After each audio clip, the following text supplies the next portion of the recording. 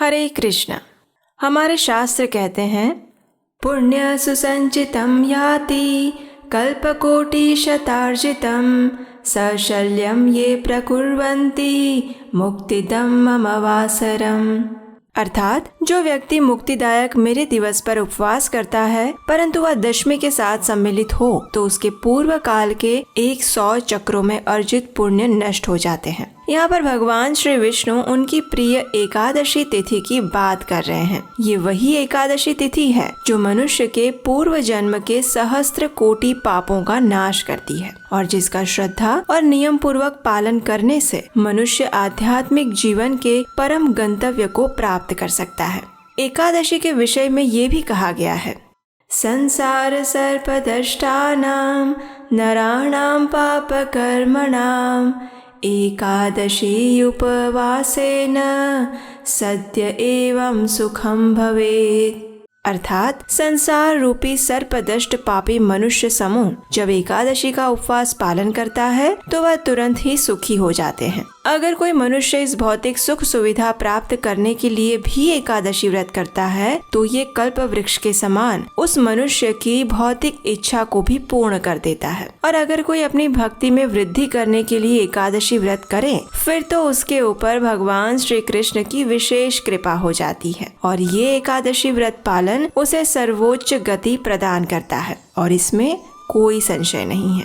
ऐसे ही परम पवित्र एकादशी यानी आमलकी एकादशी प्रत्येक वर्ष फाल्गुन मास के शुक्ल पक्ष में आने वाली एकादशी को आमलकी एकादशी के नाम से जाना जाता है। ये एकादशी होली के त्योहार से पहले आती है, इसलिए इसे रंग भरी एकादशी भी कहते हैं। और इसी एकादशी के दिन वृंदावन के सभी मंदिरों में ठाकुर जी को विशेष रंगों से होली खिलाई जाती है। तो चलिए इस आमलकी एकादशी के उपलक्ष्य पर हम कुछ पौराणिक कथा का श्रवण करते हैं। आमलकी एकादशी इसलिए भी विशेष है क्योंकि इस दिन भगवान श्री विष्णु के प्रिय आमलकी वृक्ष की उत्पत्ति हुई थी। एक समय जब ब्रह्मा जी की तपस्या से प्रसन्न होकर भगवान विष्णु प्रकट हुए तो उनकी आंखों से वात्सल्य रूपी अश्रु की कुछ बूंदें गिरी और ये बूंदें जब पृथ्वी पर गिरी तो उससे आंवला वृक्ष की उत्पत्ति हुई। हमारे शास्त्रों में किसी स्थान पर यह भी कहा गया है कि भगवान विष्णु के थूक से आंवलकी वृक्ष की उत्पत्ति हुई है। दोनों ही प्रसंग में हमारे लिए महत्वपूर्ण बात यही है कि आमलकी वृक्ष यानी आंवला वृक्ष का सीधा संबंध भगवान श्री नारायण के साथ है, इसलिए वो हमारे लिए अत्यंत पवित्र और पूजनीय है। एक समय युधिष्ठिर महाराज ने भगवान श्री कृष्ण से पूछा कि फाल्गुन मास के शुक्ल पक्ष में कौन सी एकादशी तिथि आती है और उसका महत्व क्या है। तो उसके विषय में भगवान कहते हैं कि फाल्गुन मास के शुक्ल पक्ष में आने वाली एकादशी को आमलकी एकादशी के नाम से जाना जाता है। ये अत्यंत कल्याणकारी और मंगलमयी एकादशी है जो कि बड़े से बड़े पापों का भी नाश करने वाली है। ये एकादशी चिंतामणि और कामधेनु के समान ही सब मनोरथों को पूर्ण करने वाली है। इसका पालन करने से व्यक्ति अपने पूर्व जन्म के सभी पाप कर्मों से मुक्त हो जाता है और परम भगवान की शुद्ध प्रेमा भक्ति प्राप्त करता है। जिस प्रकार काली और सफेद दोनों प्रकार की गायें सफेद दूध ही देती है,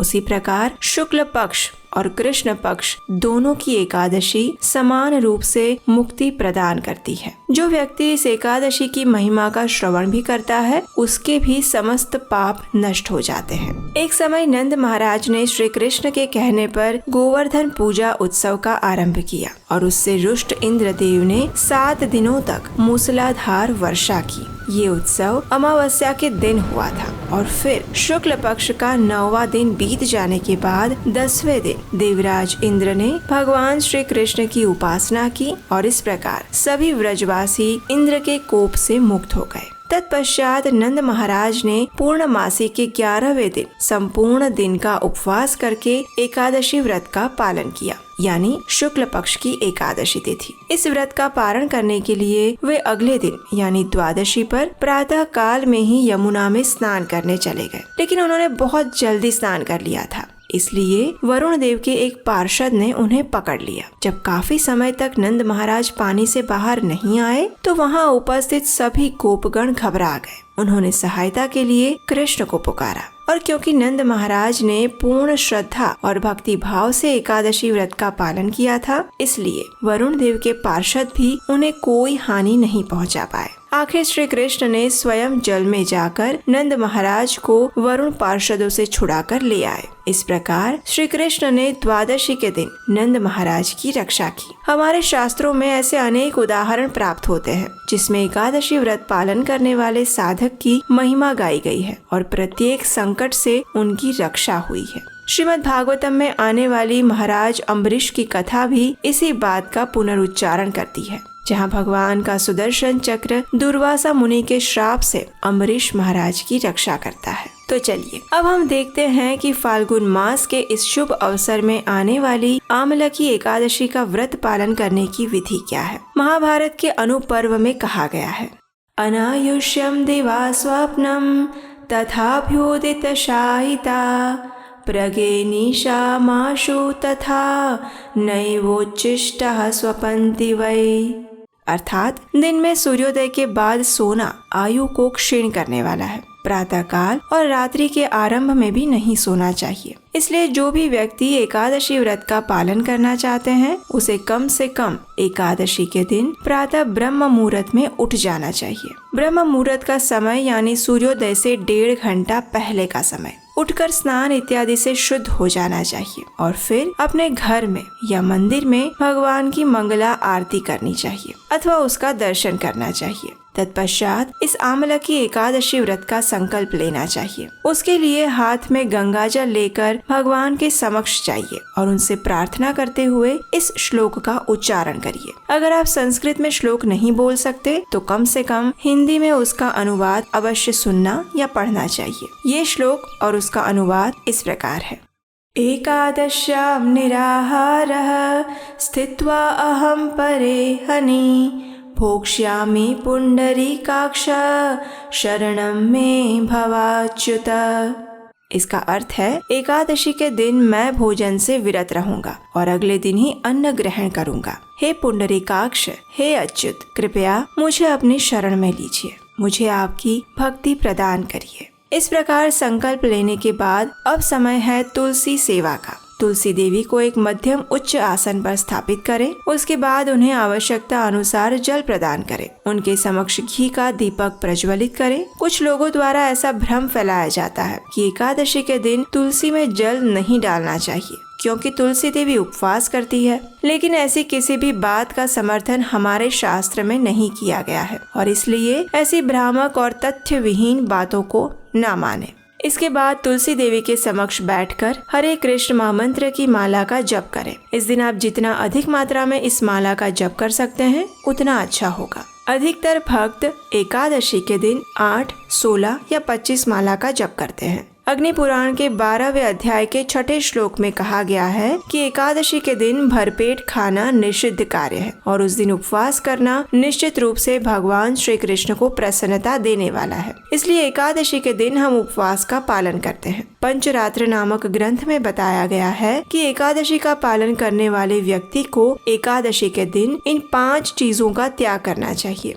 चावल, गेहूं, जौ, मूंग, चना, उड़द जैसी दालों का और मटर, फलियां इत्यादि सब्जियां और सरसों का तथा तिल का तेल। यदि कोई भी व्यक्ति इनमें से किसी भी चीज का सेवन एकादशी पर करता है तो उसका एकादशी व्रत टूट जाता है। अगर आपको आवश्यकता लगे तो इस दिन आप दूध, फल, फलों का रस, कंदमूल इत्यादि से बनी हुई चीजें और एकादशी प्रसाद ले सकते हैं। इस दिन अधिक से अधिक मात्रा में हरे कृष्ण महामंत्र का जप करना चाहिए। श्रीमद् भागवतम और भगवत गीता जैसे ग्रंथों का श्रवण और पठन करना चाहिए। आमलकी एकादशी के दिन आपके घर के आसपास या मंदिर में अगर आंवले का वृक्ष है तो उसकी पूजा करनी चाहिए। उसे धूप, दीप, गंध, पुष्प और भोग अर्पित करने चाहिए। ऐसा करने से भगवान श्री विष्णु की विशेष कृपा प्राप्त होती है। अगले दिन द्वादशी पर प्रातः ब्रह्म मुहूर्त में उठकर स्नान इत्यादि से शुद्ध होकर एकादशी व्रत का पारण करना चाहिए। पारण से पूर्व किसी सुयोग्य ब्राह्मण और वैष्णव को अपने घर पर बुलाकर उन्हें भगवान को अर्पित भोजन प्रसाद खिलाना चाहिए और अपनी क्षमता अनुसार कुछ न कुछ दान अवश्य देना चाहिए। उसके बाद स्वयं भगवान को प्रार्थना करते हुए और एकादशी का फल भगवान को अर्पित करते हुए इस एकादशी व्रत का पारण करना चाहिए। पारण की संपूर्ण विधि जानने के लिए आप हमारा पारण कैसे करें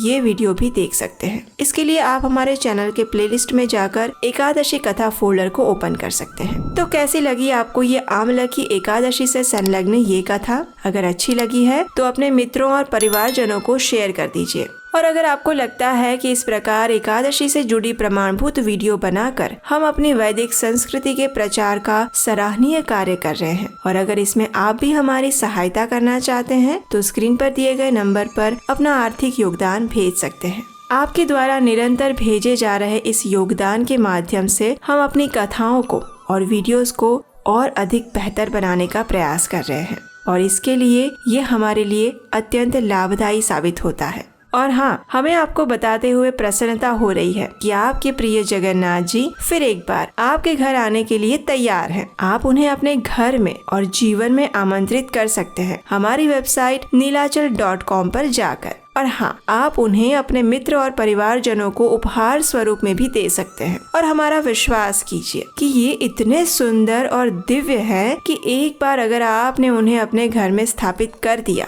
तो फिर आप उनकी कृपा दृष्टि से कभी वंचित नहीं रहेंगे। तो अभी जाइए नीलाचल.com पर और आमंत्रित कीजिए जगत के नाथ जगन्नाथ जी को अपने घर पर। तो चलिए भगवान को प्रिय इस आमलकी एकादशी का संपूर्ण श्रद्धा और निष्ठा पूर्वक पालन करते हैं और अपने आध्यात्मिक जीवन के परम लक्ष्य को प्राप्त करने की ओर अग्रसर होते हैं। हरे कृष्ण।